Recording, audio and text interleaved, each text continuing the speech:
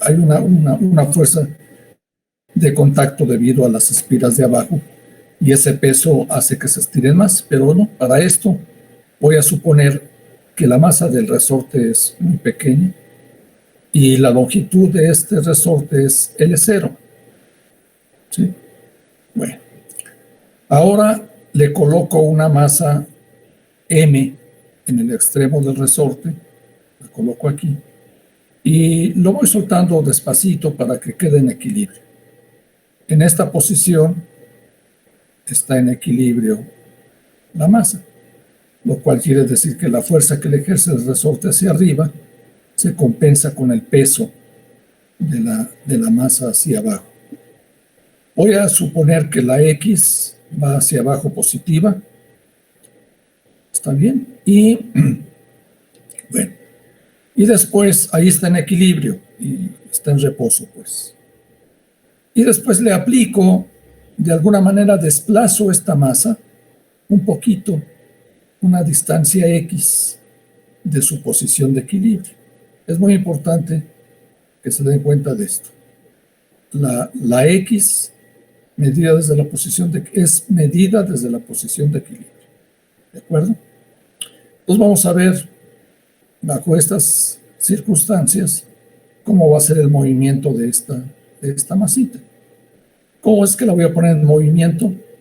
Pues la estiro hasta una cierta longitud más y la suelto. Y la puedo soltar o le doy una velocidad que puede ser hacia arriba o hacia abajo.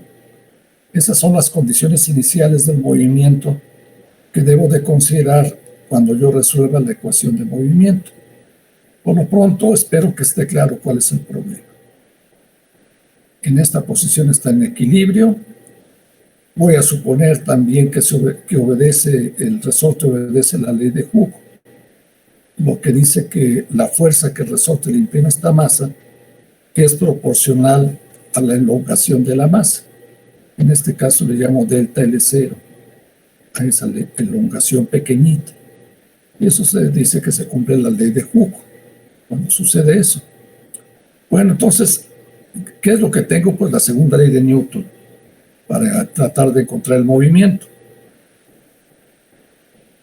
Entonces, primero establezco la condición de equilibrio que les mencioné. El peso mg va a ser igual a K por delta L0, que es lo que me dice Hooke, que va hacia arriba. Esto es en la posición de equilibrio. Por lo tanto, la posición de equilibrio, delta L0 va a ser igual a mg entre K, la elongación que logró el equilibrio. Bueno, entonces ahora considerando una situación arbitraria, a un tiempo t está desplazada una distancia x de la posición de equilibrio. Y planteo ahí otra vez las ecuaciones de Newton. La fuerza que va a estar actuando aquí en esta situación, pues es su peso y la fuerza del resorte. Y la fuerza del resorte va a ser K por la elongación de la posición no deformada del resorte, que sería K por delta L0 más X. ¿Está claro? Eso es importante. Y en algunos problemas que deben de estar resolviendo, deben de haber hecho esta consideración. La fuerza que actúa sobre la masa en esta posición es su peso hacia abajo positiva y hacia arriba es K por la elongación del resorte desde su posición natural, que sería delta L0 más X. Eso está planteado aquí en esta ecuación. Esta es la fuerza. mg positivo menos K por delta L0 más X. Pero, como sabemos que mg va a ser igual a K por delta L0, entonces aquí se va a anular la mg con el menos K delta L0. Y nada más me va a quedar menos K por X. Pues al quedarme F igual a menos K por X y poniéndolo en la ecuación de Newton, que me dice que la masa por aceleración, que sería mx dos puntos, va a ser igual a menos K por X. Pasando todo de un solo lado y dividiendo entre la masa, me queda la ecuación diferencial de Newton, que es esta. Pero, importante, esta X, si se fijan, está medida desde la posición de equilibrio, desde la posición de equilibrio. Por lo tanto, si quieren aplicar ya una vez que saben, a ver, voy a continuar, después hago énfasis en otra cosa. Entonces, la ecuación diferencial de movimiento es esta, la que he marcado aquí en el número 1. Esta es la ecuación diferencial que hay que resolver. La X me va a dar la posición de la masa medida desde su posición de equilibrio. Aquí pues hay hay varias formas de resolver la ecuación. Yo voy a usar esta, que es la que voy a estar usando en los casos más adelante. Sabemos que para que esta ecuación se cumpla, la segunda derivada debe ser muy parecida a la función original, la que tengamos, y eso lo cumple, por ejemplo, la función exponencial o las funciones trigonométricas. Como es una ecuación diferencial de segundo orden, necesito dos constantes de integración, y entonces propongo como solución una combinación de senos y cosenos. Propongo esta solución donde la omega n, estoy aquí metiendo, es la raíz cuadrada de k entre m. O sea, introduzco esta omega n igual a raíz de k entre m para escribir la ecuación de manera más simple. Me quedaría x 2 puntos más omega n cuadrada por x igual a 0. Esta es mi solución. La propongo. Como voy a aplicar condiciones iniciales, necesito la velocidad. Entonces derivo esto con respecto al tiempo y me va a quedar a por el coseno de omega nt por omega n, y luego aquí menos b por omega n por el seno de omega n. Entonces la velocidad está dada por esta expresión. Está acá. Voy a considerar estas condiciones iniciales, que son las que yo pongo. Al tiempo t igual a 0, la x va a valer x0, positiva hacia abajo. O sea, voy a estirar la masa desde la posición de equilibrio, una longitud x0. Y le voy a dar una velocidad en t igual a 0, una velocidad v0. En este caso la estoy poniendo positiva hacia abajo. Es v0. Ya ustedes esto lo saben, aplican estas condiciones iniciales a estas dos, a la posición de la partícula y a la velocidad, para que encuentren cuánto valen las constantes A y B. Haciendo eso, que aquí no está hecho, pero que ustedes ya lo han hecho, lo pueden hacer muy fácilmente, se encuentra que la B debe de ser x0, constante B debe ser x0, y la constante A debe ser v0 entre omega n. Por lo tanto, la solución general, esta que está aquí, la ecuación 2, la ecuación de movimiento, se puede escribir de esta manera. Ya una vez que sustituyo la A y la B. Esta es la solución única para estas condiciones iniciales. Para estas condiciones iniciales. Ahí está.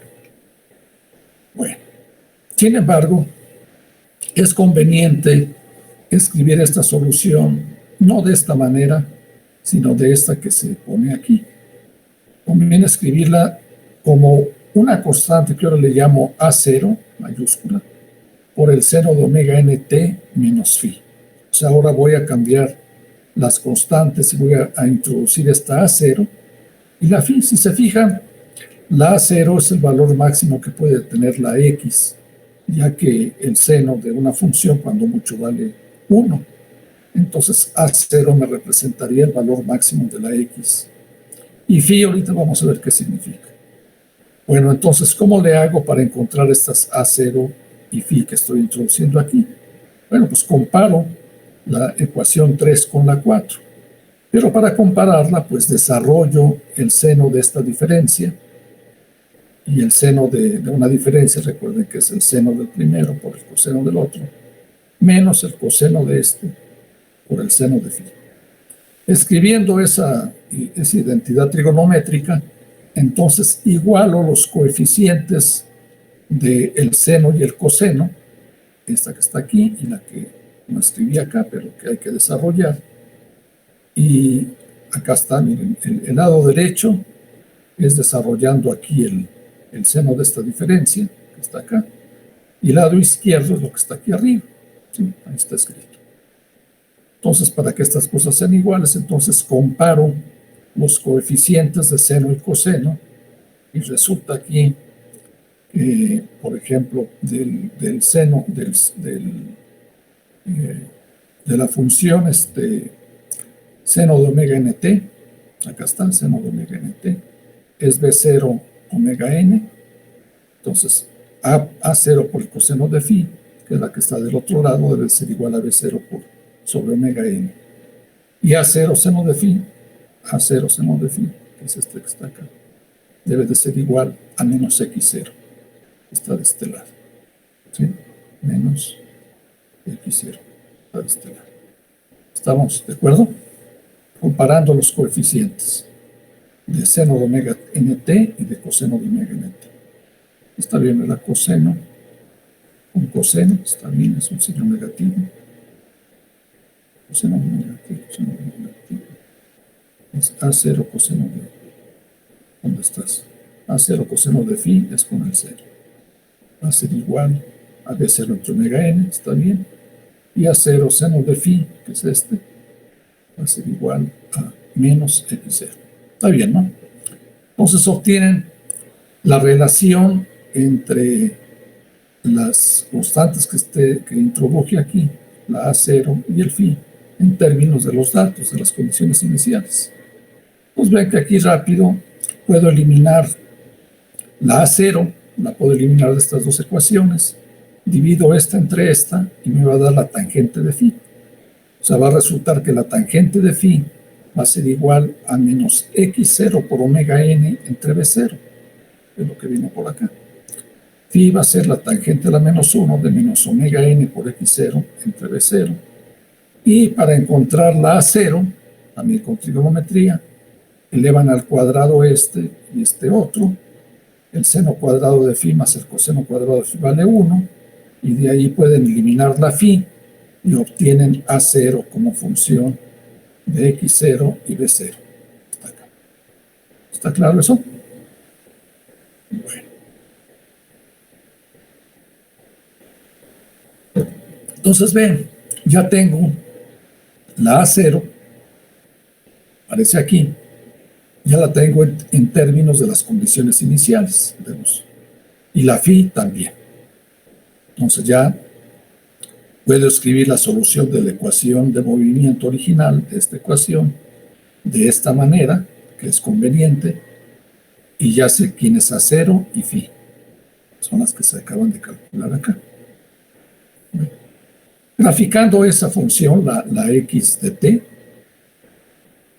el resultado es una gráfica como esta, en donde la A0 es precisamente el valor máximo que puede tener la función, ¿sí? Puede ser positiva o negativa, está aquí, y la phi que está aquí, que se llama constante de fase inicial, está acá, viene siendo aquí está el tiempo, es el tiempo en el cual la partícula está inicialmente en el origen. Hay otra manera de interpretarlo esto más fácilmente, ahorita lo vemos adelante, pero sería, por eso es la constante de fase inicial, es la phi entre omega n, es el tiempo en el cual la partícula está en t igual a 0, pues. ¿Sí? Bueno, sin embargo, en el movimiento oscilatorio es más natural ver, por ejemplo, cuál es el tiempo que hay cuando la partícula m está en el mismo lugar y con la misma velocidad y moviéndose de la misma manera. Dijimos al principio que esa es la característica del movimiento oscilatorio. Entonces, pues eso se ve aquí. Por ejemplo, cuando la partícula está aquí en 0, que es este puntito que está acá, y se está moviendo hacia arriba, mejor dicho, está creciendo aquí, se está alejando del origen. Entonces, para que vuelva a estar en el origen y se esté moviendo de la misma manera, eso es de aquí para acá. Y a ese tiempo se le llama el periodo. Y para calcular el periodo, pues nos basamos en el hecho de que la función seno tiene periodo 2pi, y eso se hace aquí abajito. ¿Sí? La frecuencia omega n se introduce mejor metiendo el periodo del movimiento. Entonces, como la función seno es periódica en 2pi, Entonces sabemos que si calculamos el argumento de la función seno que está acá, de la solución que propusimos, esta que está acá, a un tiempo t arbitrario, la fase pues es omega nt menos phi, todo esto. Entonces, para que se vuelva a repetir, ya que la función es periódica, entonces eso sucederá en un tiempo t mayúscula, que le llamo el periodo, y será que omega n por t más el periodo, t más t mayúscula, menos phi, menos esta cantidad, debe de ser 2pi, que es el periodo de la función seno, que es lo que está indicado acá. Omega n por t más t menos phi, menos al tiempo t, que es omega nt menos phi. Se cancelan ahí las phi y me queda que el periodo t va a ser igual a 2pi sobre omega n. La omega n es la raíz de k entre m, pasándola para arriba es la raíz de m entre k, y obtengo que el periodo es 2pi por la raíz de m entre k. ¿Sí? Vean ustedes que el periodo depende.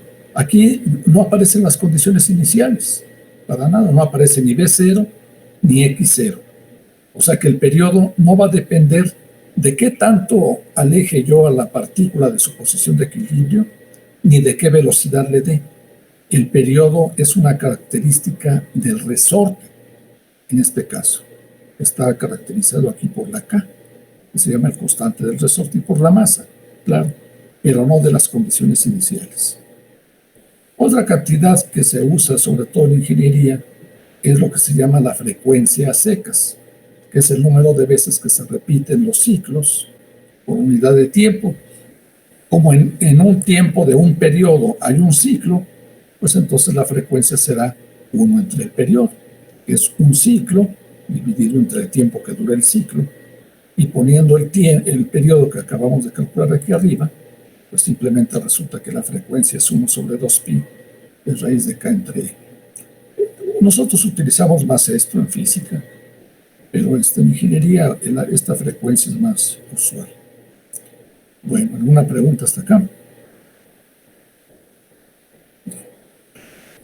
Vean que... Sí. Bueno, creo que un compañero está queriendo entrar. Me preguntó que si lo podía dejar, si le decía que si le podía dejar pasar, entrar. Gracias, déjame buscarlo. Ya no apareció. A ver si intentan. Déjele digo. Sí.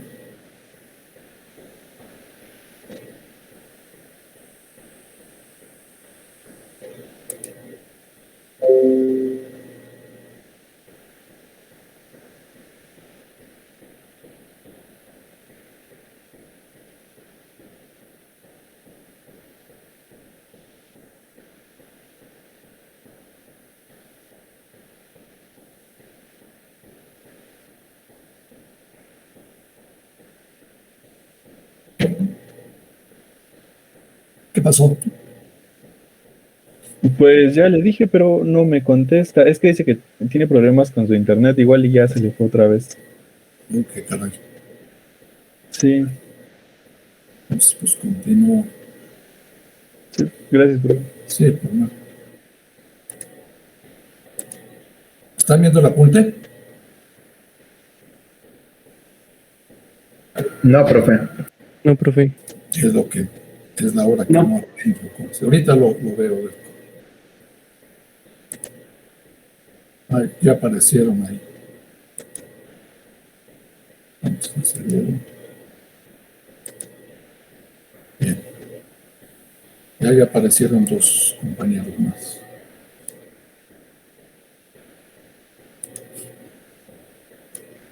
Ahora sí, ¿verdad? Bueno, ¿sí están viendo el apunte? Sí, profe. Sí, profesor. Profe. Entonces, otra cosa, vean, la amplitud, bueno, lo que se llama la amplitud, por lo que les acabo de decir, que es la máxima posición que puede tener el oscilador, esa sí depende de las condiciones iniciales. Depende de qué tanto jalen, estiren el resorte y qué velocidad le den. No importa que sea hacia adentro, lo estiren, lo compriman, le den una velocidad hacia afuera o hacia adentro, va a depender de las condiciones iniciales. para un resorte dado, ¿no? La omega n, recuerden que es K entre n. La omega n al cuadrado es K entre n. Pues para un resorte dado, la amplitud va a depender de las condiciones iniciales. No así el periodo. El periodo depende del resorte en sí. Bueno, hasta ahí vamos. Ahí eso lo ven. ¿Cómo calcular la constante de fase inicial? Vean que la constante de fase está dada acá. Está dada en estas dos ecuaciones. El A0 por el seno de phi debe ser igual a menos X0 y el coseno de phi va a ser B0 omega n. El A0, no importa. Fíjense que aquí, con una sola de estas ecuaciones, no puedo determinar el ángulo phi, porque como el phi tiene periodo 2pi, pues puede ser que para un cierto valor de phi se cumple esta relación y basta con tomar el phi más 2pi para que tenga yo el otro. O mejor dicho, sí, todo va a depender de la relación que haya entre X0 y B0, de cómo sean estas condiciones iniciales. Lo más fácil es ver que, como dijimos aquí, que se divide, dividiendo estas dos ecuaciones, entre eliminamos la A0 y me queda la tangente de phi, que aparece acá. Entonces vean que la tangente de phi, el valor de phi va a depender del valor de esta cantidad, pero va a depender también de los signos que tengan X0 y B0. Y eso se determina de manera muy sencilla, de la siguiente manera. Aquí está. ¿Ven? ¿Qué sucede, por ejemplo, si la X0 es negativa? Si la X0 es negativa, que está acá, entonces por el signo menos esto se hace positivo y por lo tanto el phi debe de ser positivo y el seno de phi debe ser positivo, y para que el seno de phi sea positivo, la phi debe de estar en este cuadrante o en este, ¿no? Para que sea positivo debe estar acá o debe estar acá. El seno es positivo aquí y acá, aquí es negativo y aquí es negativo. Entonces, si yo quiero si X0 es negativo, entonces el seno de phi es positivo y debe de estar acá. Y por lo tanto el B0, que es positivo, debe de ser positivo. Que el coseno sea positivo significa que B0 debe ser positivo. En pocas palabras, la phi, para que esté entre 0 y pi sobre 2, la X0 debe ser negativa y la B0 debe de ser positiva. Está acá. Y lo mismo, para que el seno de phi aquí es positivo, en el lado izquierdo. Pero aquí, para que el seno sea positivo, la X0 debe ser negativa para que se compense con este signo menos. Y aquí la B0 es negativa. Perdón, el coseno es negativo, por lo tanto la B0 debe de ser negativa. Y lo mismo para los otros cuadrantes. Por ejemplo, fíjense, si se aparta la masa de su posición de equilibrio dejándola libre, eso quiere decir que la B0 sea igual a 0. Si B0 es igual a 0, entonces el coseno de phi puede tener dos valores, ¿no? Que sería pi sobre 2 y 3pi sobre 2. ¿Cuál de los dos es el que corresponde? Pues todo depende de la X0. Si la phi vale pi sobre 2, entonces la X0 debe de ser negativa para que esto se vuelva positivo, por el signo menos que está acá. Entonces la X0 es negativa y por lo tanto la posición inicial hacia arriba debe ser hacia arriba de la posición de equilibrio. O sea, lo deben de soltar, pero debe de moverse hacia arriba de la posición de equilibrio. Y lo mismo aquí. Si la phi vale 3pi sobre 2, eso es que 3pi sobre 2 es acá. Con 3pi sobre 2, el seno es 0, ¿no? No, perdón, es menos 1. Y el coseno de phi, al revés, ¿no? 3pi sobre 2, es acá, 3pi sobre 2, el seno es negativo, ¿no? Y por lo tanto el X0 debe de ser positivo. Y aquí está la otra posición. Si se suelta desde la posición de equilibrio, quiere decir que X0 es igual a 0. Que X0 sea igual a 0, Entonces, ¿cuánto debe de valer el seno? El seno debe valer 0 o 2pi. 0 o pi, perdón, 2pi también se repite. 0 o pi. Si B0 es mayor que 0, entonces la velocidad inicial es hacia abajo, va a ser negativo. Y si B0 es menor que 0, la velocidad va a ser hacia arriba, porque son los signos que tiene el coseno de phi. ¿Sí? Bueno, aquí lo ven esta partecita, pero luego me hago bolas acá con esto. ¿Está claro? Fíjense que en otras palabras lo que pasa es que con este signo menos, la tangente es el signo que puede tener la tangente de phi dada por esta expresión, que tiene un signo menos. Por eso hay que cambiarlo acá con el signo menos. Entonces, la tangente es positiva en el primer cuadrante, ¿no? Pero debido a este signo, entonces debe de cumplirse esto que está aquí. Para que sea positiva la tangente, debe de ser la x0, debe ser negativa para que se vuelva positivo, y la b0 debe ser positiva. La tangente de este lado, ¿cómo es? Es positiva, ¿no? La tangente es positiva. Entonces, para que sea positiva la tangente, la x0 debe de ser negativa y la b0 debe ser negativa, ¿no? Entonces, la tangente es negativa en el segundo cuadrante, ¿verdad? La tangente de phi. Y en el tercer cuadrante, la tangente de phi, que es cateto opuesto entre cateto adyacente, el cateto opuesto es negativo y el cateto adyacente también es negativo. Entonces, para que sea negativo la tangente, este debe de ser positivo y este debe ser negativo. ¿Está bien? Igual acá. Aquí, ¿cómo es la tangente? La tangente es negativa, ¿no? Entonces, x0 debe ser positivo y la b0 debe ser positiva. Y así se calcula la constante de fase inicial. Va a depender de cómo sean las condiciones iniciales. Esto en los libros de ingeniería que dan valores numéricos para calcular la constante de fase, es lo que ayuda para calcular esta partecita. Nosotros casi no hacemos problemas de ese tipo. Bueno, hasta aquí es el oscilador armónico libre, como se le llama. ¿Alguna pregunta? No, profe, todo claro. Bueno, esto viene prácticamente en todos los libros. Entonces, cualquiera que tengan por ahí. Bueno, lo que sucede es que las vibraciones de este tipo que acabamos de ver son poco frecuentes, son poco realistas, porque siempre hay fricción.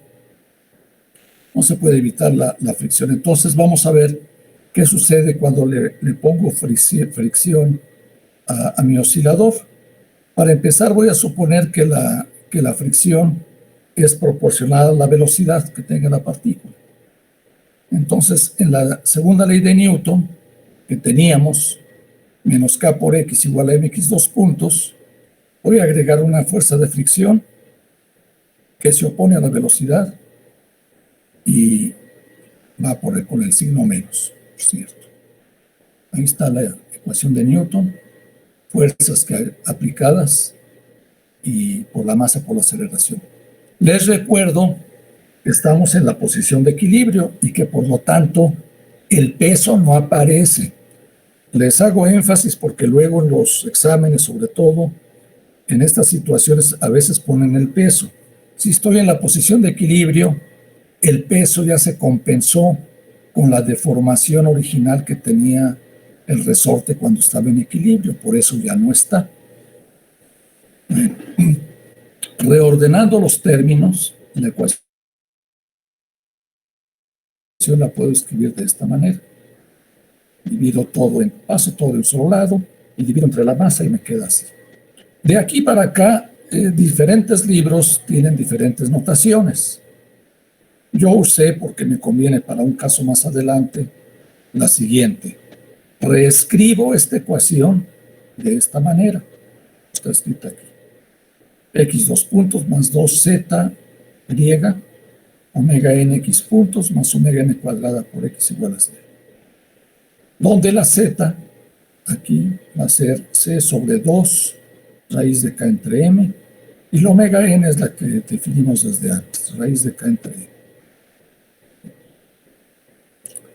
A esta z se le llama la razón de amortiguamiento. y la omega n es la frecuencia natural. Bueno, para resolver esta ecuación también lo hacen como gusten, pueden. Recuerden que pueden proponer el exponencial. Bueno, cuando se propone el exponencial, eso da lugar a la ecuación auxiliar, ¿no? La ecuación diferencial se transforma, digamos, se escribe ahora en términos de una ecuación algebraica. Ya lo saben hacer.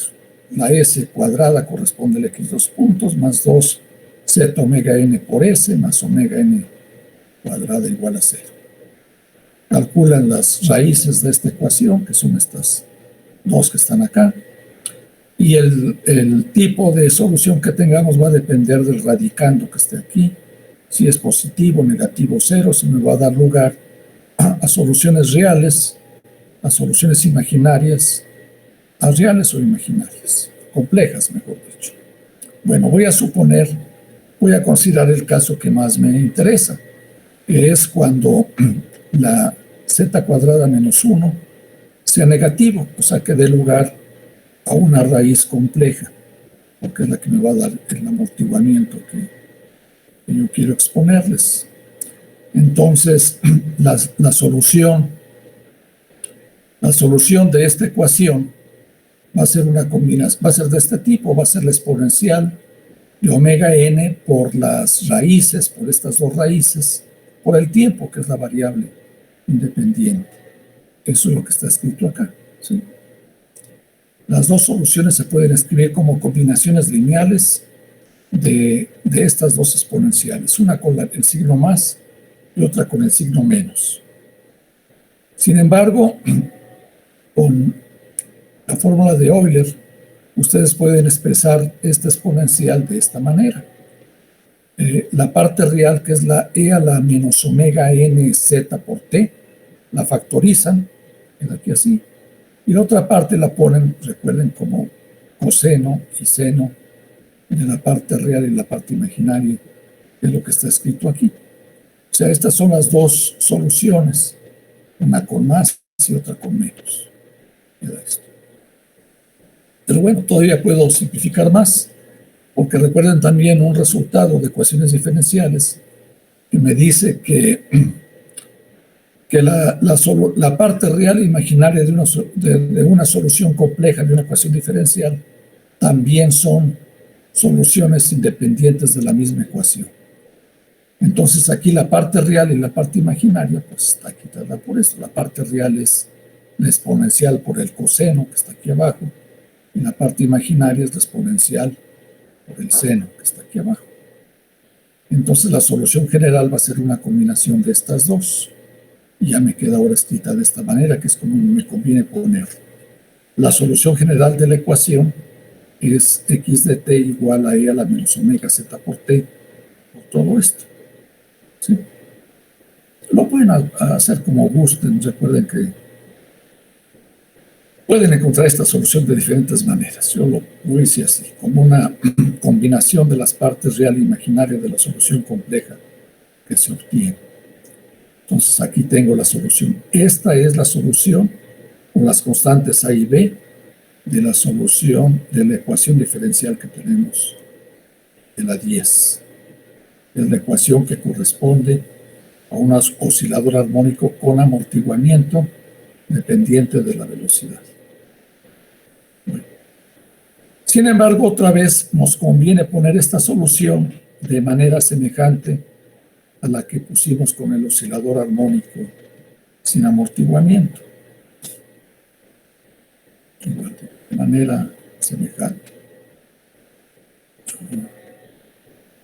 La primeritita, ¿no? Esta que obtuvimos aquí y la queremos escribir de la manera 4 que aparece acá. Entonces hacemos el procedimiento similar al que hicimos aquí. Entonces es como de la misma manera. Pues aquí tengo las dos soluciones. Aquí están las dos. Y aquí creo que no puse todos los pasos. Calculo la velocidad primero, derivo con respecto al tiempo esto. Y eso está calculado acá, eso no lo hago explícitamente. Derivan esto respecto al tiempo. es un poquito latoso, pero no tanto, y les da toda esta expresión que está aquí. Expresión 12. Esto y esto. Y voy a considerar las mismas condiciones iniciales que teníamos para el oscilador sin amortiguamiento. X al tiempo 0 es X0 y B al tiempo 0 es B0. O sustituyendo las condiciones iniciales aquí, van a obtener que la B es X0, esa es la que se obtiene más rápido, porque vean que en T igual a 0, en T igual a 0 la exponencial aquí les da 1, que sea la 0 les da 1, y se van a anular en donde haya en T igual a 0, aquí se va, pero esto está dentro del coseno, esto les va a dar 1, pero en el seno esta se anula, esto les da 0, y en el seno esto también les da 0, pero aquí está también con esto les da 1. Total, les resulta que B es igual a X0, después de que sustituye. Y con B igual a 0, este es con B igual a 0, sustituyendo B igual a B0, les resulta que la A es esta cantidad que aparece aquí. ¿Está claro? ¿Sí? Se anulan las B's, se va a sustituir la B por X0. Y bueno, cuando se hace esto, se obtiene que la A y la B valen esto que está aquí. No está hecho esto porque pues, eso a veces en el pizarrón se hace, pero también es una lata, pero no tiene mucho caso. Eso lo pueden hacer ustedes si quieren. Está bien calculado. La A y la B resultan ser estas dos cantidades, una vez que sustituyen las condiciones iniciales aquí. Entonces la solución, ya no en términos de A y B, les resulta esta expresión que está aquí, larga. Y esta expresión es la que queremos expresar de manera de una constante, en este caso no va a ser constante, por el seno de una diferencia de ángulos. Entonces ahora queremos escribirlo de esta manera. Haciendo lo mismo que hicimos antes, que no está hecho aquí, va a resultar que la A0 se puede escribir como la raíz cuadrada de A cuadrada más B cuadrada, donde esto es A y esto es B. Nos queda una expresión larga que no tiene caso poner. Y la frecuencia de oscilación, que vean que ahora la frecuencia se vio alterada. Antes teníamos, cuando no había amortiguamiento, quedaba omega n t menos phi. Ahora aparece la raíz de 1 menos z cuadrada por t. Aquí dense cuenta que si la z vale 0, entonces me queda omega n por t menos phi. Y al ser 0 esto, me da 1 y recupero la solución del oscilador armónico sin amortiguamiento, lo cual pues ya nos da confianza de que este resultado está de acuerdo con lo que obtuvimos sin fricción, ¿no? Entonces vean que la amplitud ahora ya no es constante, ya no es AC, sino que está modulada por una exponencial negativa que depende del tiempo, de esta forma. Y por lo tanto, la amplitud que está aquí dibujada, aquí abajo, aquí está esta gráfica, que está aquí, es la de la ecuación 14. Pero la amplitud ahora está modulada por este factor, por el A0 por E a la menos omega t z por t, que son estas curvas que están aquí exponenciales.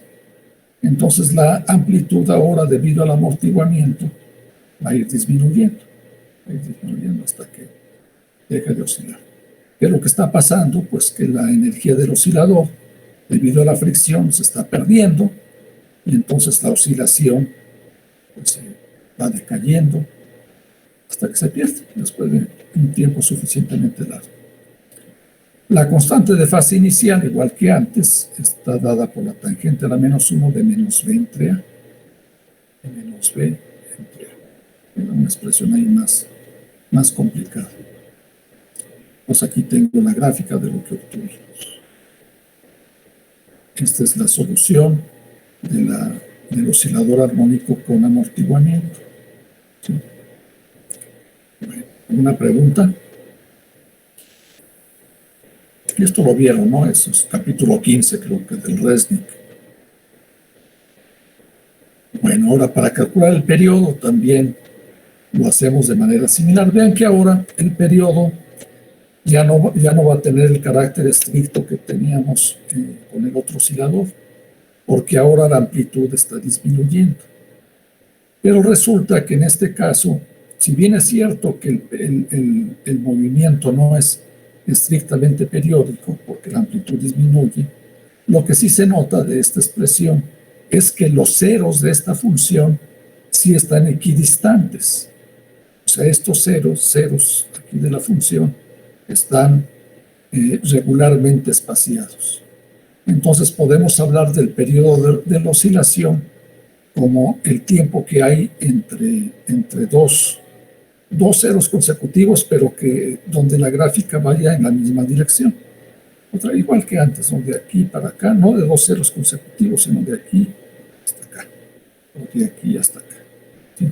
Entonces podemos hablar de un periodo como el tiempo en el cual se presentan los ceros de la función. Y eso se calcula pues de manera semejante como lo vimos antes.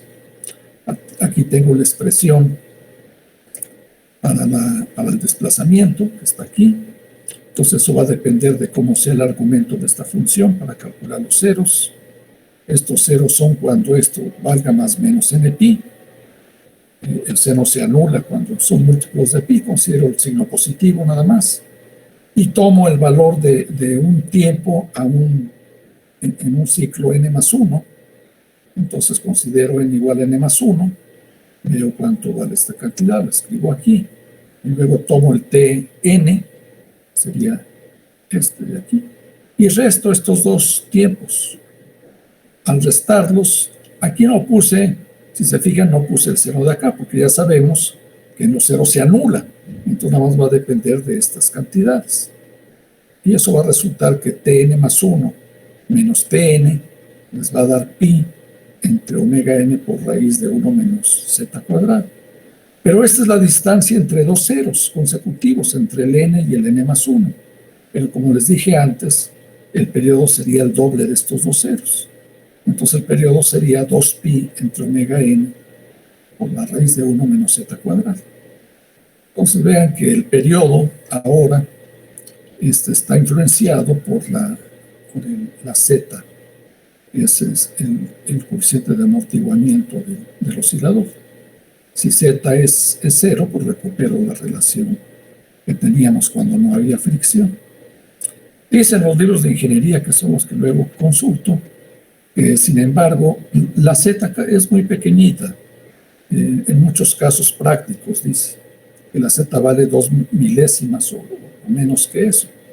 Pues por lo tanto, cuando desarrollan esto en serie, pues resulta que la frecuencia de amortiguamiento, que sería la omega d, que estoy llamando omega d, que está dada por la omega n por 1 menos z cuadrada, pues es prácticamente la frecuencia natural de oscilación. O sea que la frecuencia para casos de fricciones pequeñas, pues es prácticamente la misma que la frecuencia natural de oscilación. ¿De acuerdo?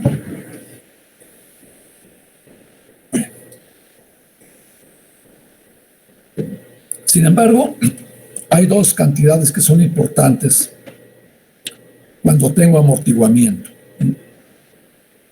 Vean que aquí de la gráfica vemos que la amplitud de oscilación va disminuyendo con el tiempo hasta que se anula. Entonces sería bueno ver con qué parámetros puedo medir esta disminución en la amplitud de oscilación. Y para ello se introducen dos parámetros. Uno que se llama el decremento logarítmico. Vamos a ver por qué se llama logarítmico. Para ello, vean, tomo la ecuación de movimiento, la X que tengo aquí, esta que está acá,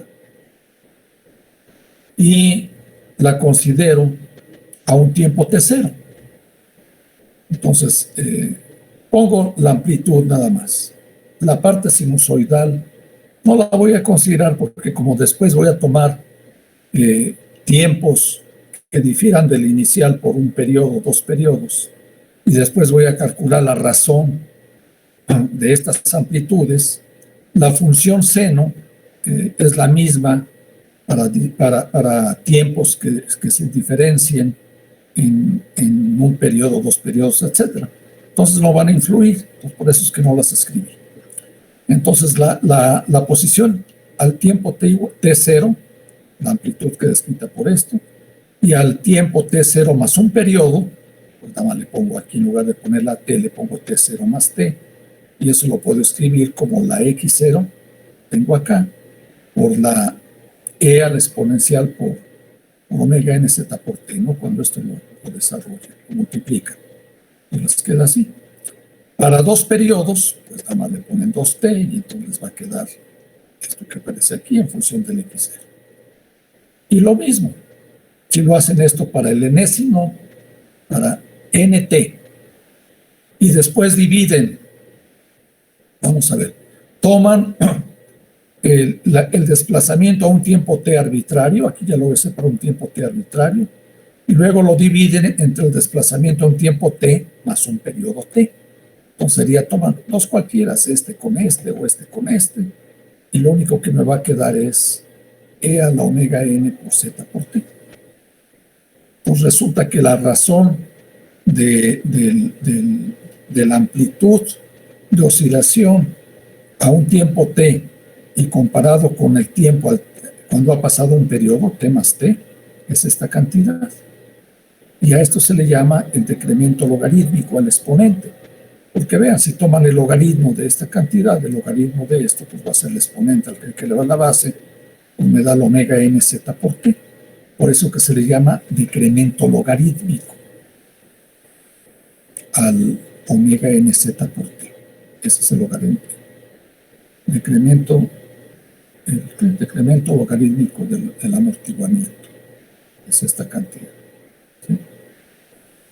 Decremento logarítmico. Bueno, pero hay una manera de introducirlo en términos de otros parámetros más usuales. Vean, se le denota el omega nz por t con una letra, con la delta, ese se le llama el decremento logarítmico. Delta igual a esto, está. Y si sustituyen el periodo que calculamos antes, periodo que está aquí, lo ponen ahí abajo, y les va a quedar que la delta la pueden escribir como 2pi z entre 1 menos z cuadrado. Por lo tanto, la amplitud al tiempo t la pueden poner como la A0. En términos de esta delta, les quedaría, vean que el omega nz por t es el delta, pero entre t, ¿no? Por el tiempo. O sea, el que teníamos aquí. Malo de estar bajando esto. Exponencial. Quedó.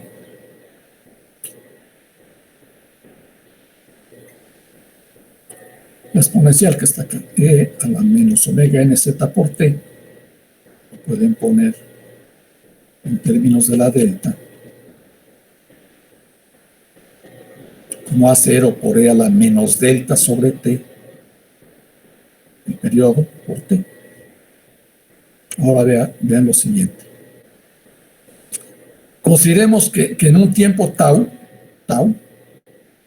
la amplitud de oscilación disminuye e veces. Eso lo podemos ver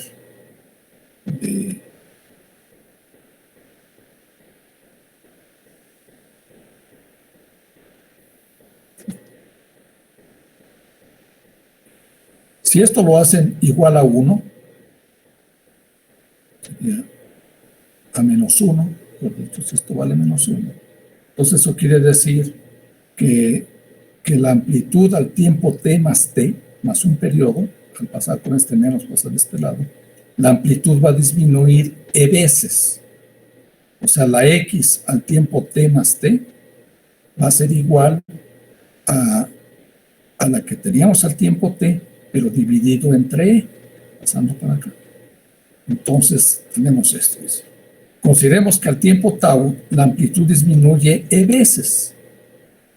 Entonces, el sistema puede realizar ¿cuántas oscilaciones? Pues sería, sabemos que hay una oscilación en un periodo t, Entonces, en un tiempo tau, pues habría n oscilaciones. O sea que cuando la amplitud disminuya e veces, voy a tener tau sobre t oscilaciones. Si eso lo pongo aquí en esta condición, pues me queda que e a la menos delta t entre t va a ser igual a menos 1, y por lo tanto, la delta por el tau entre t me va a dar delta por n, por lo que acabo de decirles aquí, que sustituyen esto. Pues obtienen esta relación que está aquí. Entonces, por lo tanto, el decremento logarítmico, que es la delta de amortiguamiento, es en magnitud inverso al número de vibraciones que se realizan en el intervalo de tiempo durante el cual la amplitud disminuye e veces. Es el significado que tiene la delta. O sea, delta es el número de vibraciones que da el oscilador cuando la amplitud de oscilación disminuyó e veces, o sea, 2.70 y tantos. Y a eso se introduce este otro numerito, no recuerdo, más bien, no busqué por qué, porque los libros de ingeniería a veces le ponen 2pi entre delta, pero en todo caso introducen esto que se le llama el factor de calidad, que sería el inverso del decremento logarítmico que acabamos de encontrar y que se puede escribir en términos de la n, del número de oscilaciones. O sea que el factor de calidad me dice cuántas oscilaciones es proporcional a cuántas oscilaciones efectúa el oscilador con amortiguamiento cuando la amplitud ha disminuido e veces. ¿Sí? O sea, que un oscilador va a tener una mejor calidad de amortiguamiento entre menos oscilaciones de, para que disminuya e veces su amplitud. Eso lo pueden ver de manera práctica, por ejemplo, si han llevado o han visto ahí que llevan su auto a que les revisen los amortiguadores. A veces, si no es un taller así muy bueno, lo que hacen es que empiezan a oprimir el auto, lo aplastan pues el auto y ven que tanto se queda vibrando. Si vibra mucho es que dicen, no, ya sus amortiguadores ya no están muy buenos, ya su calidad no es buena. ¿Por qué? Porque da un cierto número de oscilaciones que no debería de dar. Entonces la calidad del amortiguamiento va a depender del número de oscilaciones que dé el amortiguador, lo que se está amortiguando, para que disminuya 2.7 la amplitud de oscilación. Bueno, no sé si eso lo expliqué bien. ¿Alguna pregunta que tengan en esta parte?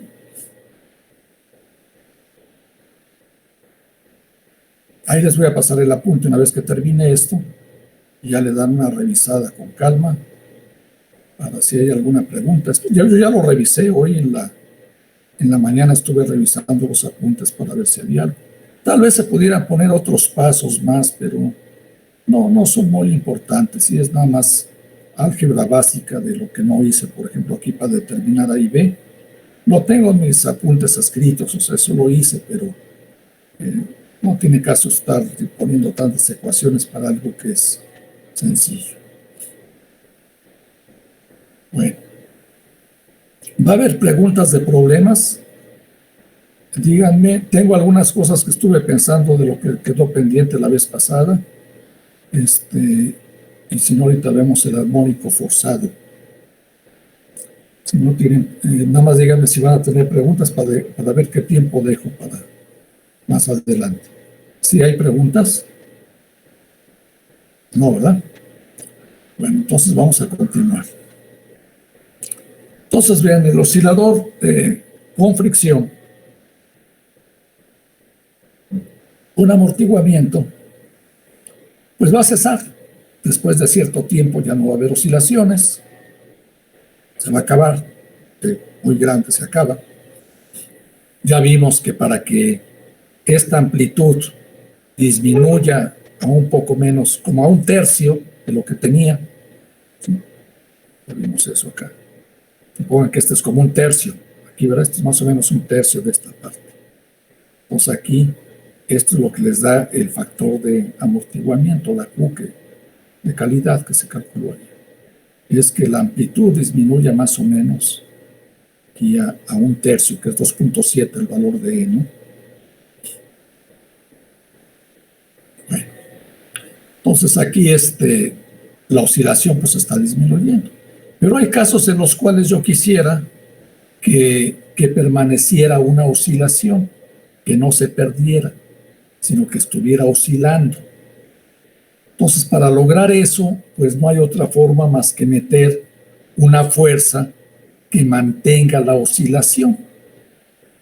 ¿Y cómo meto esa fuerza? Pues esa fuerza debe de ser de tipo sinusoidal, o sea, debe de ser de tipo armónico para que yo mantenga un sistema oscilando. El sistema en sí oscila a su frecuencia natural, que es la que está por acá, ¿no? La oscilación sin amortiguamiento. Esta que está aquí. Un oscilador sin amortiguamiento, pues hace esto y así se mantiene siempre. Pero la realidad me dice que no, que esto va a estar disminuyendo. Que va a estar disminuyendo debido a la fricción, va a irse perdiendo energía y va a cesar el amortiguamiento. Pero yo quiero mantenerlo. Tal vez no con la misma oscilación de la frecuencia natural, porque ahorita vamos a ver por qué, sino con otra oscilación, porque la debida a la natural va a desaparecer por la fricción. Entonces lo que se hace es que se le imprime una fuerza de tipo oscilatorio al sistema para mantener la oscilación. Y a eso se le llama movimiento armónicamente forzado de un sistema amortiguado. O sea, sigo considerando fricción, pero voy a meter una fuerza oscilatoria. ¿Qué es lo que va a pasar? Antes de escribir las ecuaciones, véanlo en esta gráfica. Lo que pasa es lo siguiente. El oscilador tiene su modo normal de vibrar, sin amortiguamiento. No tiene un modo. Y luego hay luego le meten amortiguamiento y esa oscilación natural que tenía el sistema va a ir disminuyendo debido a la fricción. Sin embargo, si yo meto una oscilación sinusoidal, esta va a permanecer la oscilación después de un cierto tiempo. Primero van a convivir las dos oscilaciones, la oscilación del oscilador con amortiguamiento y la oscilación que yo le voy a imprimir al sistema. Van a convivir las dos. La oscilación con amortiguamiento va a ir a disminuir, como lo vimos antes, y se va a mantener la que yo imprima. Eso es lo que más o menos está indicado aquí en esta gráfica, ¿sí? Primero conviven así, pero después se pierde la oscilación con amortiguamiento y prevalece la que yo le imprima al oscilador. Entonces, esa oscilación la voy a introducir en la ecuación de movimiento de amortiguamiento. La que tenía yo, en el caso anterior, era esta ecuación, pero igualada a 0, ¿no?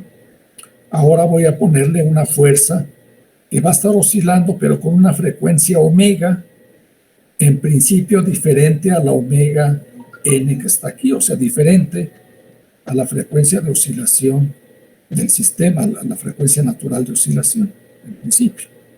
Entonces meto esto. Esta F0 es una fuerza, es la magnitud de la fuerza, pero por unidad de masa. Si se fijan, aquí ya se dividió entre la masa en la ecuación de arriba. Entonces esta F0 es por unidad de masa, es la amplitud de la fuerza impulsora por unidad de masa. Y vamos a resolver esta ecuación. Entonces ya pues también es ecuaciones diferenciales. Proponemos una solución como una combinación de senos y cosenos, pero vean que ahora la voy a proponer en función de la omega de la fuerza impulsora de esta, no del omega n, sino yo quiero que quede oscilando con esta fuerza impulsora, porque ya vimos que la otra va a desaparecer debido al amortiguamiento. Entonces propongo esta ecuación, calculo las derivadas que requiero, la primera y segunda derivada de x, aquí están, sustituyo la x dos puntos y la x punto aquí arriba, x dos puntos y x punto, la sustituyo en esta ecuación, eso lo obtengo acá, está escrito, ¿sí? Y después igualo los coeficientes del seno de omega t y el coseno de omega t. Eso está hecho acá. De esta relación, igualo, vean aquí, el coeficiente del seno de omega t es este. Todo esto primero que está acá. Todo eso debe de ser igual a F0. Y el coeficiente del coseno de omega t, que es eso que está entre corchetes, debe de ser igual a 0, porque de este lado no tengo coseno de omega t. Eso está escrito aquí abajito. Y abajo. Ahí está. ¿Sí? Y otra vez, siguiendo el mismo procedimiento de antes, este sistema lo resuelven como gusten. Kramer se llama, ¿no? ¿Cómo se llama? Pues resuelven este sistema de ecuaciones para A y B. Y va a resultar que la A vale esto que está aquí y la B vale esto. No están hechos los pasos. Simplemente resolviendo estas ecuaciones se obtiene esto. Ya teniendo A y B, lo sustituyen en la ecuación, la solución que está aquí, A y B, y obtienen la ecuación, que es esta que está acá. Ya factorizando esto que aparece de este lado, les queda de esta forma. Y ahora lo mismo que antes, otra vez. Deseamos escribirlo, esta solución, pero de esta forma. Ahora una A0 para el seno de omega t menos phi. Es claro que esta A0 no es la misma de antes, ¿no? Es esto que está acá. Entonces, desarrollan aquí el seno de esta diferencia. Ahí está. Seno omega t, coseno de phi, menos coseno omega t, seno de phi. Igualan los coeficientes que tenemos aquí arriba. El coeficiente del seno de omega t, el coeficiente del coseno de omega t, y obtienen estas dos relaciones. ¿Sí? Fijándose en estas dos ecuaciones, en esta y en esta, ¿sí? Les quedan estas dos ecuaciones. Y ya de aquí eliminan, por ejemplo, el seno, el phi lo eliminan, elevando al cuadrado esto, elevando al cuadrado y sumando, se elimina la phi por Pitágoras y se cancelan muchas cosas ahí, no es tan complicado. Y les va a quedar que el A0 resulta ser esto.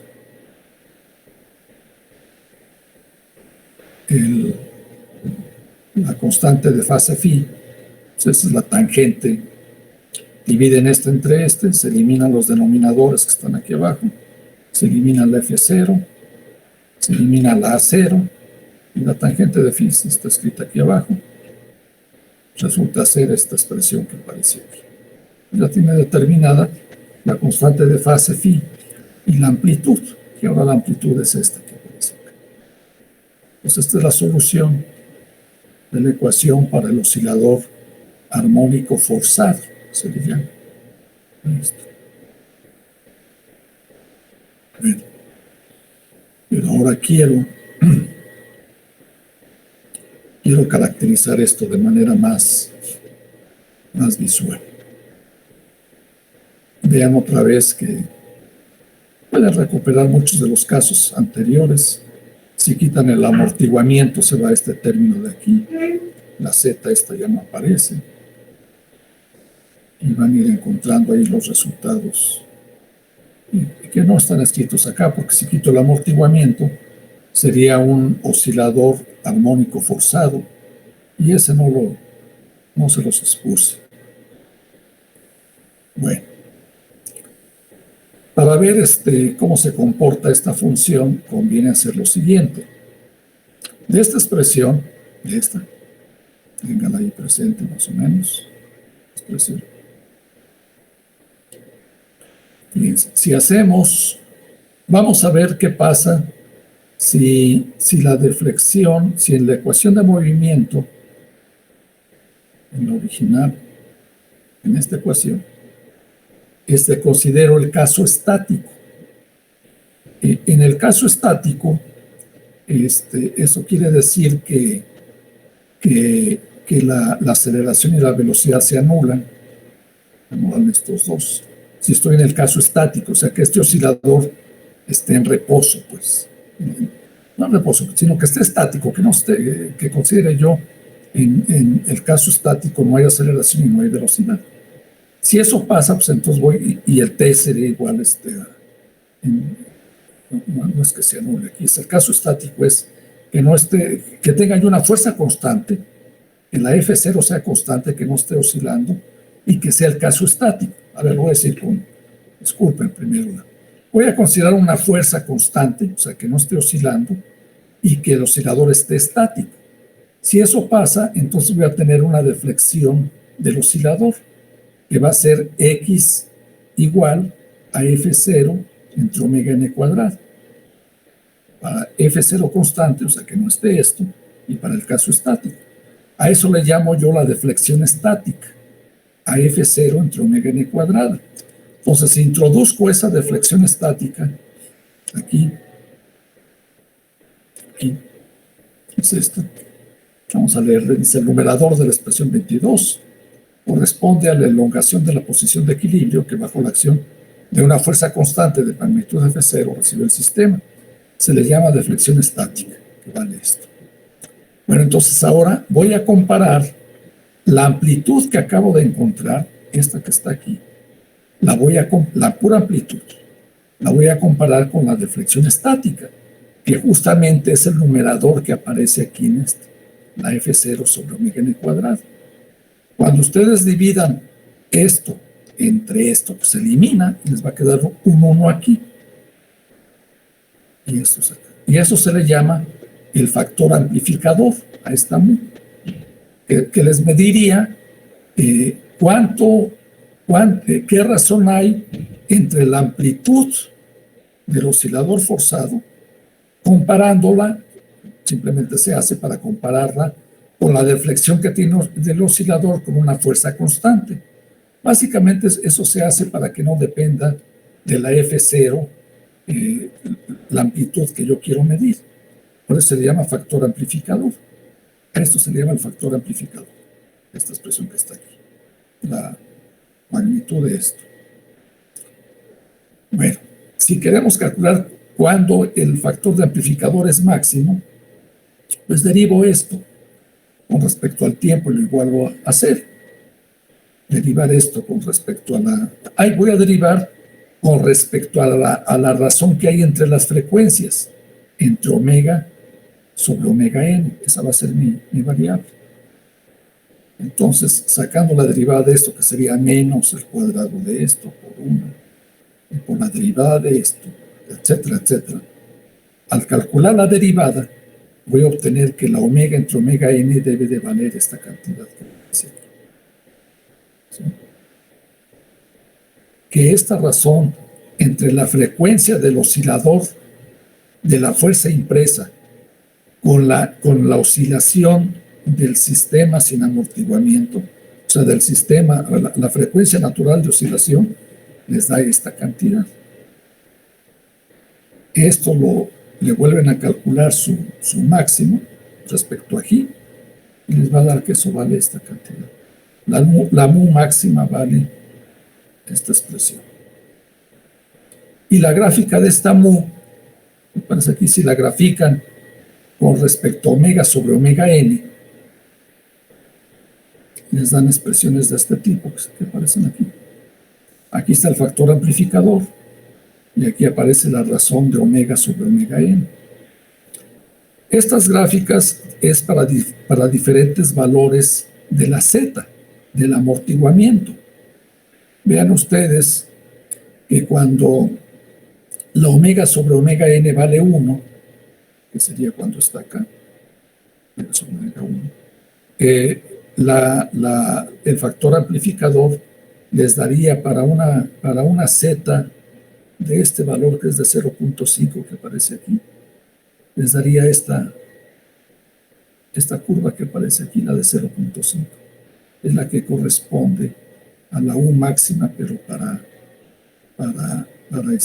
omega sobre omega n que valga 1, que sería para cada una de estas, es para la 0.5, para la z igual a 2. Así. La z les mide la razón de amortiguamiento.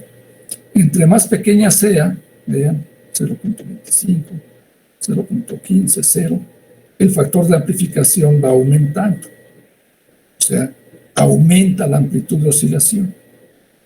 Aquí en la gráfica no se ve muy bien, pero si se dan cuenta, el factor de amplificador máximo no se adquiere cuando la z valga 0. Porque si z vale 0, esto se ve infinito, ¿no? Se ve infinito. Pero debido al amortiguamiento, pues no le permitirá hasta infinito y se regresa. No crece, sino que el amortiguamiento hace que sin embargo, el máximo del factor de amplificación no se adquiere estrictamente cuando la omega es igual a omega n, sino que es un poquito antes. Este valor que aparece aquí. Bueno, ¿qué más hay de esto? Pues creo que nada más. Sí, esto lo veo en la próxima clase. ¿Sí, alguna pregunta? Esto lo usan mucho los ingenieros porque lo que uno quiere cuando, por ejemplo, hay una película ahí muy ilustrativa, ya muy viejita, de un puente que se cae en Estados Unidos, en un puente sobre un río, creo que en esa época que se hizo era si no el primero, el segundo puente más largo que había, y se cayó porque entraron en resonancia, coincidieron la frecuencia natural de oscilación del puente con la frecuencia de los vientos que había en esa región. Profe. Sí. ¿Sería el puente de Tacoma? Ese mero sí, el de Tacoma. Sí, creo que hay hasta películas, ¿no? Ahí en Netflix o por ahí. En el Resni creo que había hasta una fotografía donde se ve ahí el puente que está todo ondulado ahí. Eso es debido a que la frecuencia natural del puente, en cierto momento la frecuencia de los vientos coincidió más o menos con la frecuencia natural del puente, y entonces empezó a crecer la amplitud de oscilación hasta que la estructura no soportó las oscilaciones y se cayó. Es muy importante en ingeniería. Creo que a partir de esa caída de ese puente, recalcularon muchos diseños de puentes para que esto no sucediera. Si ustedes ven en internet, el otro día yo veía, creo que les comenté, cómo hicieron el puente que está aquí en la carretera Durango-Mazatlán. Es un puente atirantado, que no sé, hasta ese momento creo que era el puente más largo del mundo de ese tipo. Después creo que ya hubo otro en Francia, pero hasta ese momento era el más alto. Está a más de 400 metros de altura del nivel del río que está hasta abajo. Y en uno de los programas, estos videos que ponen en YouTube, viene cómo calcularon eso, y realmente hay que quitarse el sombrero con estos ingenieros. Llevaron el modelo del puente, creo que a un laboratorio de Canadá, para hacer pruebas en un túnel de viento, para diseñar eso bien, para que soporte temblores, por ejemplo, sismos. Está en plena Sierra Madre Occidental, y no solamente los sismos, sino también los huracanes. Muchos huracanes llegan por ese lado del Pacífico y los vientos son muy fuertes, y precisamente la Sierra Madre es la que frena muchos de esos ciclones, pero obviamente que le afecta pues a todo lo que encuentra a su paso, ¿no? En particular pues aquí a los puentes. Y los estudios que hay para hacer esos puentes tienen mucho que ver con todas estas cosas, el diseño de los aviones, de cómo deben ser las alas de los aviones, para que no entren en una frecuencia que no se encuentre. Por ejemplo, en los aviones de hélice, es un ejemplo que ponen mucho, Si han visto películas viejitas, sobre todo luego las de guerra que ponen mucho, en avionetas, bueno, todavía hay avionetas de hélice, ¿no? Se pone a funcionar la hélice de la avioneta y si se fijan, el avión, el fuselaje del avión, empieza a vibrar un poquito. Pero después, ya que agarra su frecuencia en la hélice del avión, ya no vibra más el avión, ya se queda quieto, digamos. ¿Qué fue lo que pasó? Que cuando se puso a funcionar con un motor eléctrico primero, que también pasa en los coches, en este caso las aspas del avión, pues hay un momento en que la frecuencia de oscilación de las aspas pasa por una frecuencia que se parece a la frecuencia de oscilación del avión y lo hace vibrar. Pero ese paso por ahí lo hacen rápido. La frecuencia esa alcanza ya su frecuencia de oscilación de la hélice y ya no vibra a la frecuencia que se parece a la del avión y ya cesan las vibraciones del avión. Eso pasaba hasta en los primeros autos que hicieron, que fabricaron. También se ve en las películas viejitas. Se le daba se le daba cuerda, casi no había bueno, no lo echaban a andar con motores eléctricos, sino que le ponían ahí una varilla, la empotraban con el motor del coche y le daban cuerda y ya empezaba a vibrar el cochecito y en cuanto agarraba ya el motor, su frecuencia del motor, ya no vibraba, ya estaba bien. O sea, todo eso tiene que ver con esto. Cuando las vibraciones de un sistema coinciden con las frecuencias de oscilación de la fuerza impulsora, se dice que están en resonancia, eso lo dice por acá, aquí abajo, son las curvas de resonancia. Algunas veces, como dice aquí abajo, el que entra en resonancia es conveniente, ¿no? Como lo que les acabo de decir. Eso lo usan, por ejemplo, en radiotécnica, dice aquí, ¿no? Cuando ustedes toman un radio, que sea de estos de dial, de que están variando la frecuencia con un condensador variable, pues lo que quieren hacer es que se sintonicen la frecuencia de su radio pues con la frecuencia de la estación emisora, y eso sintonizar es poner en resonancia los dos sistemas. Ahí es conveniente la resonancia. En los casos en donde queremos que los edificios, que las cosas estén quietecitas, pues no queremos que vibren. Los mismos edificios, ahora después del 85, que fue el gran sismo aquí, que se repitió otra vez hace pocos años, pues se pidió que no que se rediseñara, que las construcciones de los edificios se hacen de tal manera que las estructuras soporten las vibraciones. Creo que lo calculan hasta un sismo de grado 10 para que no se caigan, para que no con las oscilaciones entren en resonancia y entonces la amplitud crece y se derrumban, ¿no? Los edificios. Fue lo que pasó, por ejemplo, con el edificio, bueno, entre otras cosas, con el edificio Nuevo León, que estaba ahí en la unidad Tlatelolco, que obviamente ya no está, ¿no? Que estaba muy cerca de la avenida Reforma. Era un edificio largo, era el edificio parecido al edificio Chihuahua, que fue lo del 2 de octubre, pero era el edificio Nuevo León, se llamaba. Era un edificio como de 11 pisos, que era muy alargado. De por sí creo que ese edificio ya estaba dañado en su estructura, creo que o tenía problemas de inundación en sus cimientos o algo. Parece ser que había hasta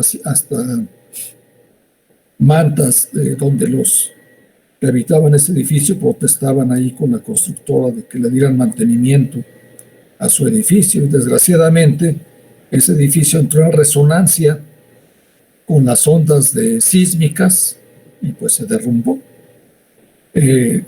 Algo que también fue significativo fue en la Vocacional 5, que está en la Ciudadela. ustedes lo han de conocer a lo mejor, que es un edificio parecido a los de Zacatenco, o era. Ese edificio no se derrumbó, pero quedó todo deformado y era muy interesante porque la deformación que tenía el edificio, imagínense el edificio 9, nuestro edificio 9, pero quedó ondulado, se veía la onda de oscilación que quedó dibujada en el edificio.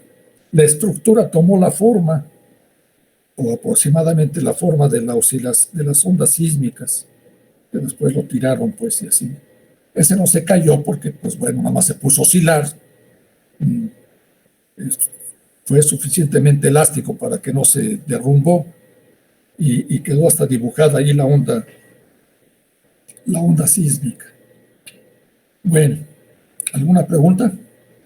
Sí, profe, yo tengo 4. Dime. Soy André Beberio.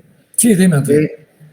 Primeramente, ¿podríamos dar una interpretación de la primera ley de Newton en cuestión de que la naturaleza de un oscilador armónico, en este caso simple, es que siempre oscile sin amortiguamiento?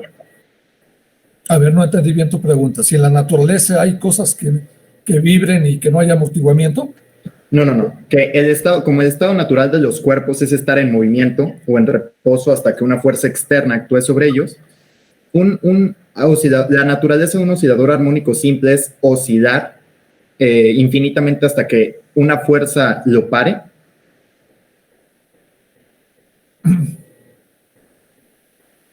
Es que no comprendo bien tu duda. Ok, si no, luego se le replanteo. Siguiente. Sí, porque, por ejemplo, permíteme, por ejemplo, los átomos están vibrando. Por ejemplo, el átomo de cesio, que es el que usan para medir la unidad de tiempo del sistema internacional, el segundo, está en función de las vibraciones del átomo de cesio, creo de cesio, ¿no? Sí, de cesio. Ese da, pues, no sé cuántos miles de millones de vibraciones y no hay amortiguamiento. Pero no sé si eso está relacionado con tu pregunta. Ah, ok. Más o menos. Pero, bueno, la segunda pregunta es, ok, hablando de resonancia, es cuando podemos hablar de una frecuencia fundamental de cada cuerpo, profesor. Sí. Y, bueno, la resonancia es cuando esa frecuencia fundamental es igual a la de la fuerza impulsora, ¿no? Ajá. Primeramente, la fuerza impulsora, ¿cómo la podríamos ver? ¿O me podría dar algún ejemplo de algún dispositivo que la dé? No me queda muy claro. Ajá. Sí, ¿cómo le doy a la fuerza impulsora, verdad? Sí, pues, por ejemplo, lo que acabo de decirlo hace un momento, André, el motor eléctrico que le das a un coche al arrancar, para arrancar un coche, primero lo haces funcionar al motor del auto, con un motor eléctrico que lo pone a funcionar, que lo lleva hasta donde ya alcanza su resonancia. La frecuencia de oscilación del motor. Claro que eso es en cuanto lo pone a funcionar. Después se retira y automáticamente se retira el motorcito eléctrico y ya se queda funcionando el motor con su frecuencia de funcionamiento. Claro está ahí que ese es un motor, porque le estás metiendo energía para que se mantenga el movimiento del motor, ¿no? Pero ¿cómo se mete la fuerza impulsora? Pues en esos casos, por ejemplo, en este caso de un auto, con un motorcito eléctrico, ahí va primero, pero no es que esa permanezca, esa más lo pone a funcionar. Una que siempre permanezca, pues no, pues ahora sí que me voy a ir de plano hasta lo más simple que puede haber.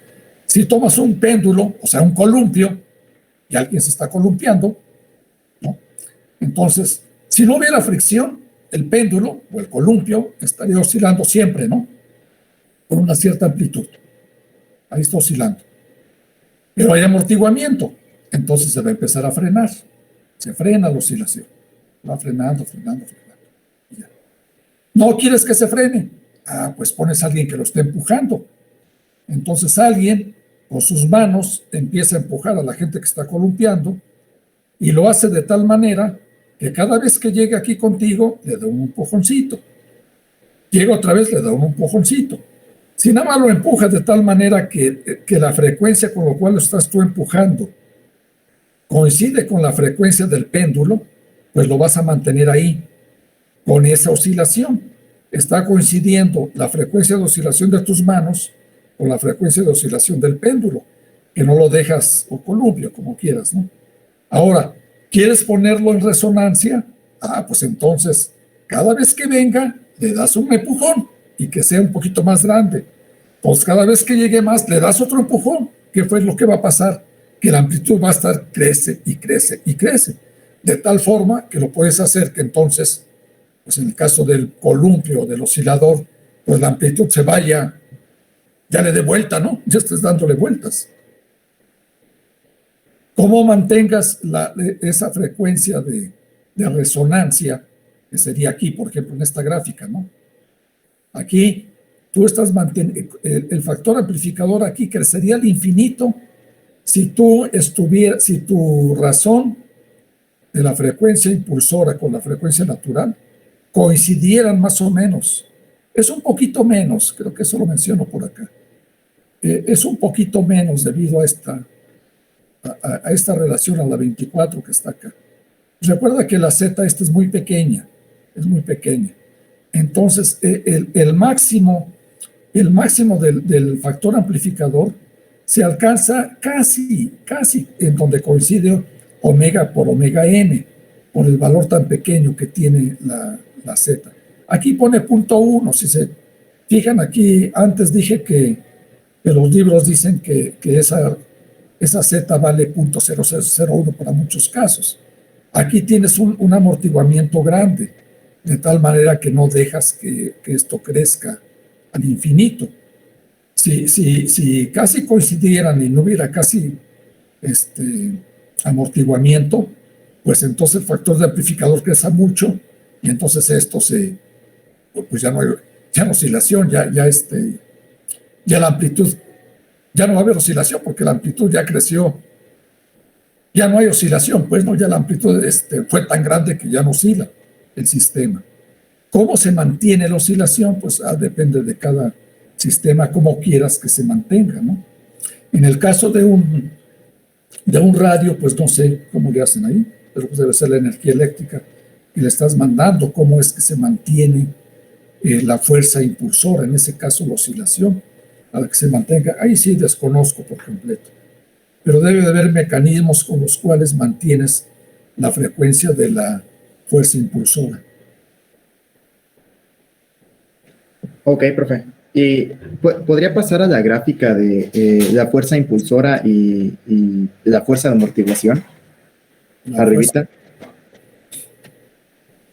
Más bien las oscilaciones, ¿no? ¿Esta? Sí, profe. Esa. No, ahí la punteada sería la fuerza de amortiguamiento. Es la de amortiguamiento junto con la natural, si te fijas. Ok.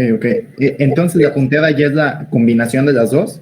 De la natural con el amortiguamiento, porque la llena es la forzada. La punteada, aquí por la forma que tiene, es la de amortiguamiento, es esta, la de amortiguamiento.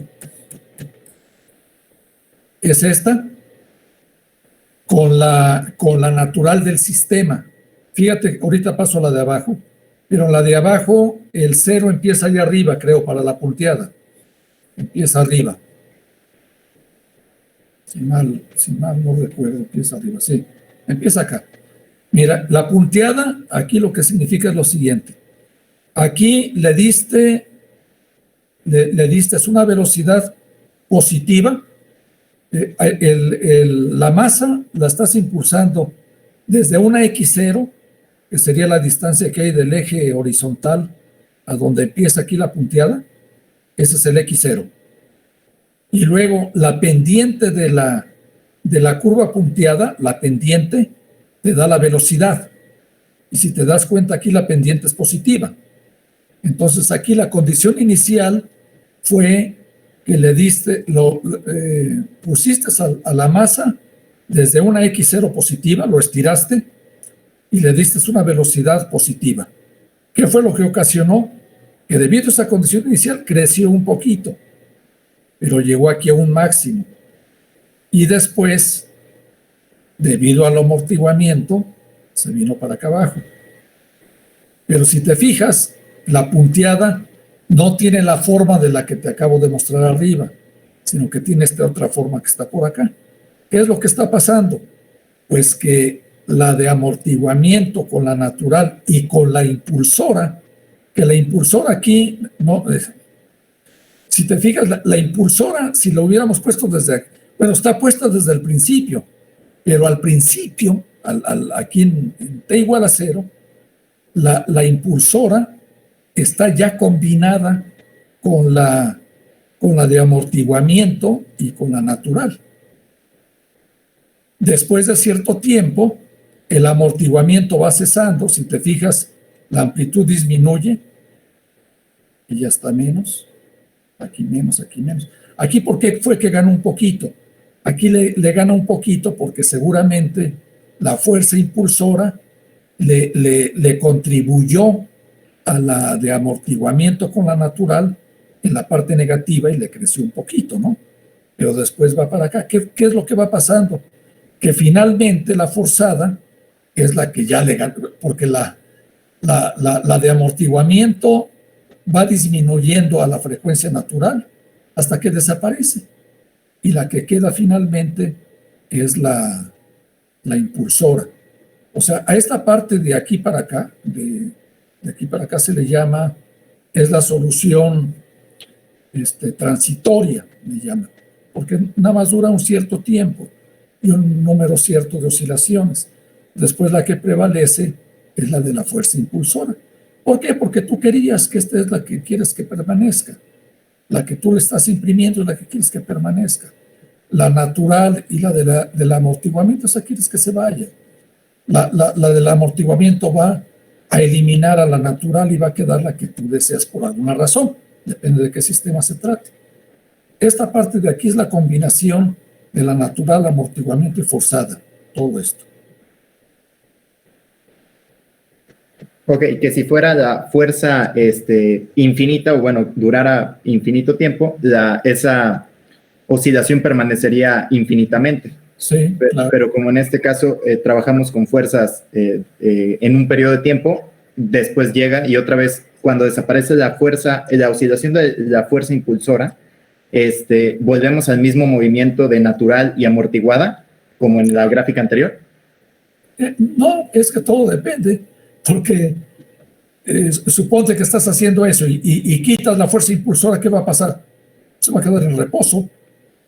Se va a quedar en reposo porque la oscilación que tenía antes, esa cesó por el amortiguamiento. Esa se perdió. Tú pusiste, suponte que es un resorte, a ver si así lo entendemos. Un resorte vertical con el que empecé, ¿no? Bueno, lo estiras un poquito con la masa y lo sueltas. ¿Qué va a pasar? Pues lo que pasó al principio.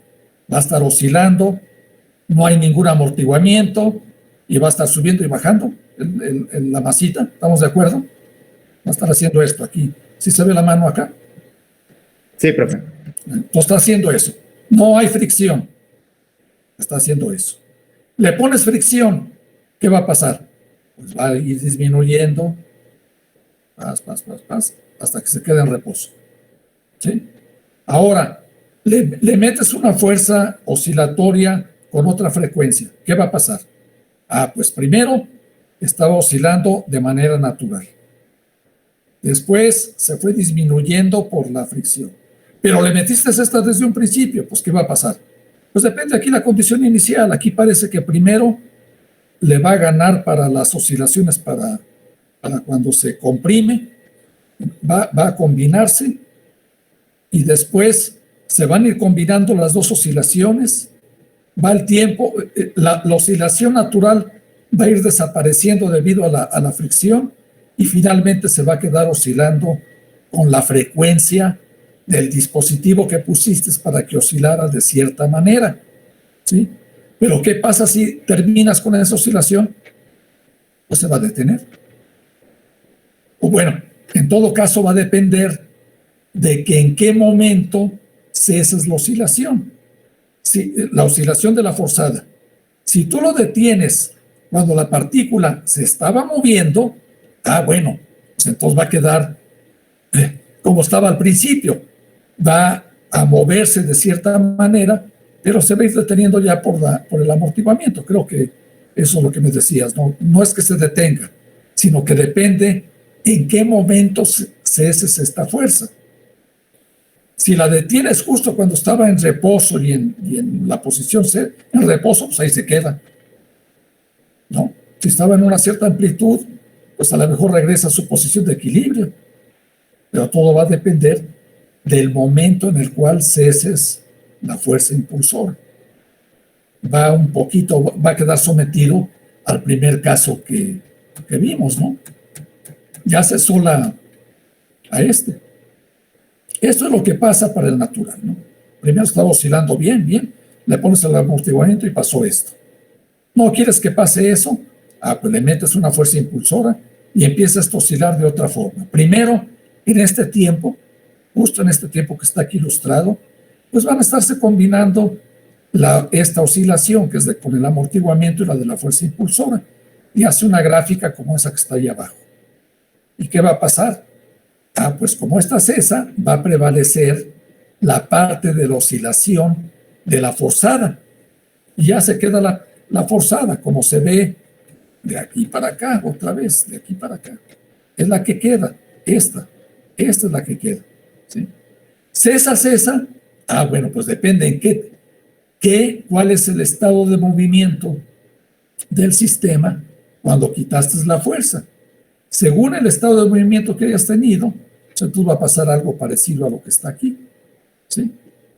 Si cesó cuando estaba en una amplitud de por acá, digamos, suponte, estaba por acá en su máximo, ¿qué va a pasar? Pues se va a empezar igual que como lo hizo aquí, pero igual que como está ahí arriba, no está, ya no está, ya quitaste la forzada, entonces se vaya como el oscilador amortiguado hasta que se detiene.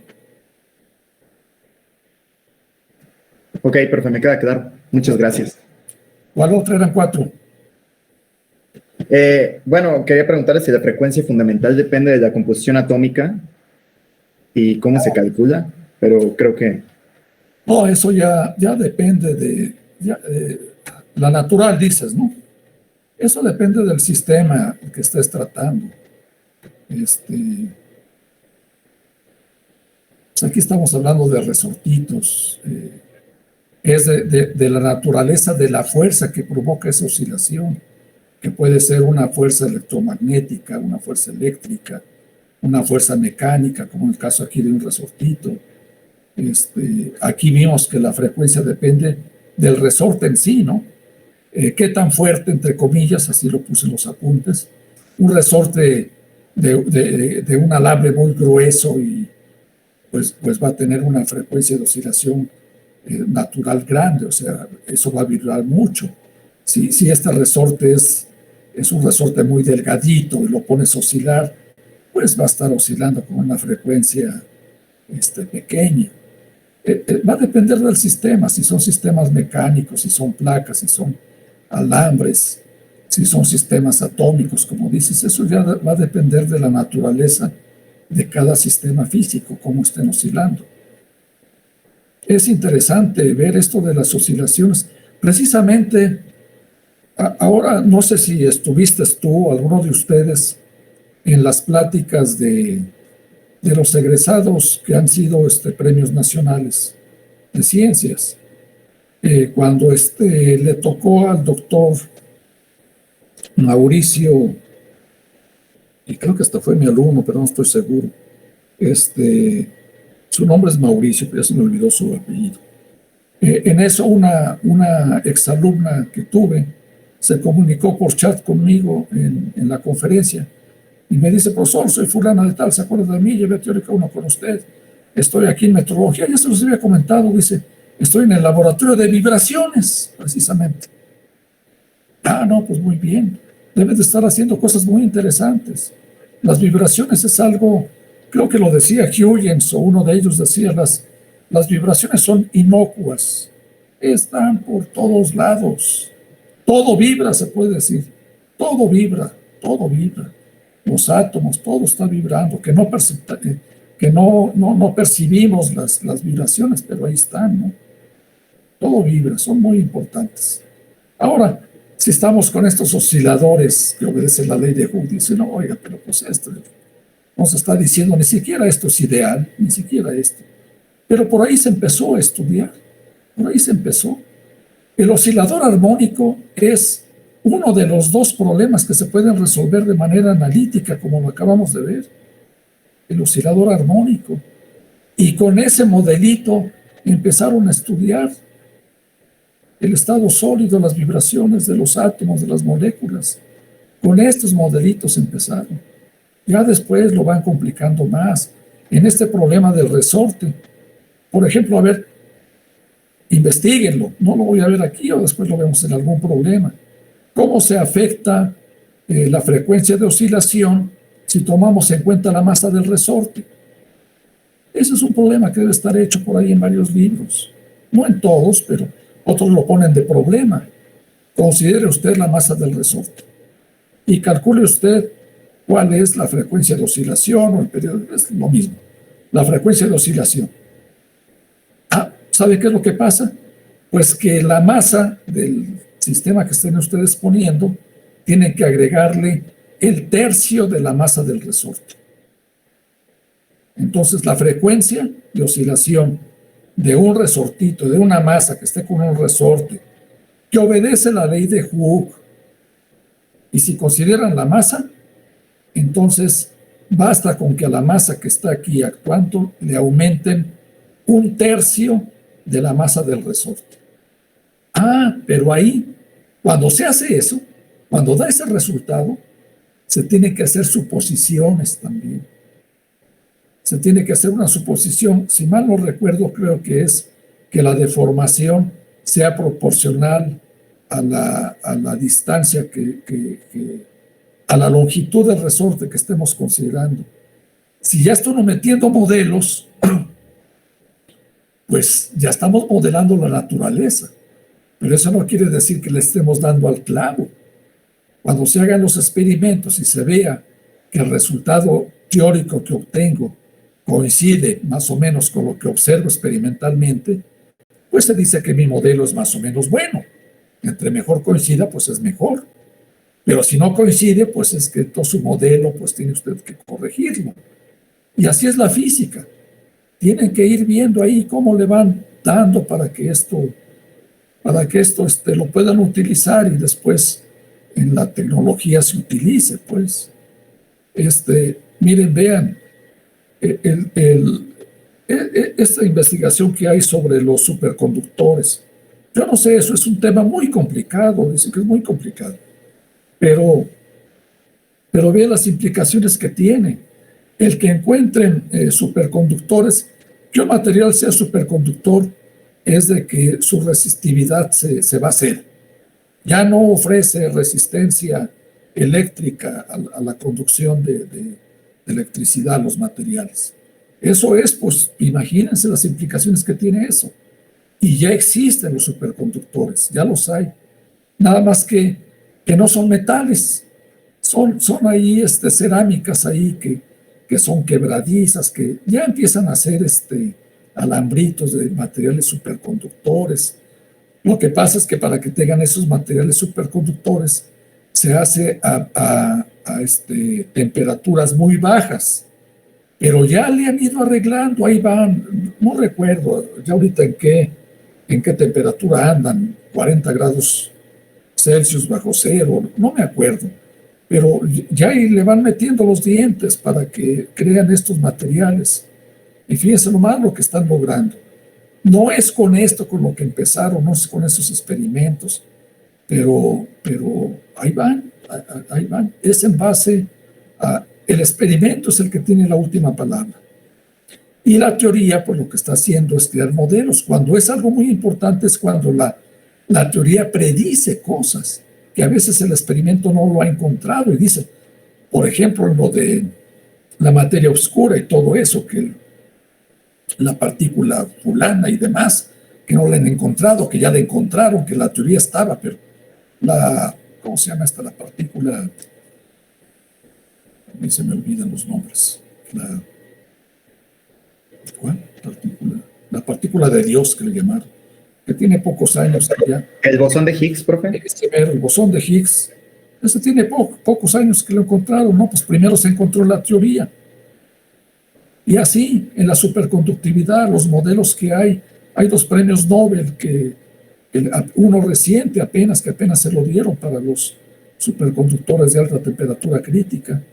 Y la teoría ya se sabía cómo estaban ahí, pero hasta después ya. Y así es el experimento y la teoría. Y a ustedes, a los que les guste esto, la física en general, es lo que les toca. Miren, yo me preguntaba hace un rato que estaba yo, en la mañana, al mediodía, que estaba viendo un programa era en Netflix, creo que se llama Soy Yo, que no lo acabé de ver. Muy interesante, y ahí me puse a reflexionar sobre algunas cosas. Ya son las 8. Pero sobre todo por mi clase, por eso estaba yo reflexionando. Decía yo, bueno, pues yo les estoy enseñando cosas muy básicas a mis alumnos en este momento. ¿Por qué es que no sería más conveniente irse a cosas ya más avanzadas? Y hasta me cuestioné lo siguiente. Les quito 5 minutos. Yo recuerdo cuando yo iba en la primaria, primero, segundo y tercero de primaria lo hice en un pueblito ahí del estado de Puebla. Pero cuando iba yo como en quinto año lo hice en una primaria de Zacatecas, de la ciudad de Zacatecas. Y cuando iba yo de vacaciones a este pueblito, había unas tías que me preguntaban, oye, ¿y ya sabes sacar raíz cuadrada? Dije, no, todavía no me enseñan. En quinto año todavía no. Era hasta sexto. Pero estas personas me lo preguntaban como que si de veras sabes, si ya sabes aritmética, pues ya debes de saber sacar raíz cuadrada. No, pues todavía no lo sé. Fue hasta sexto año. Yo les pregunto a ustedes, y casi les aseguro, debe de haber pocos de ustedes que todavía recuerdan cómo sacar la raíz cuadrada a mano de un número. ¿Sí se acuerdan? Si les pongo ahorita raíz cuadrada. Sí. Pero a mí ya medio Más se me o menos. olvidó. Enseñaron, profe, no. A veces se olvida eso, pero ¿a qué voy?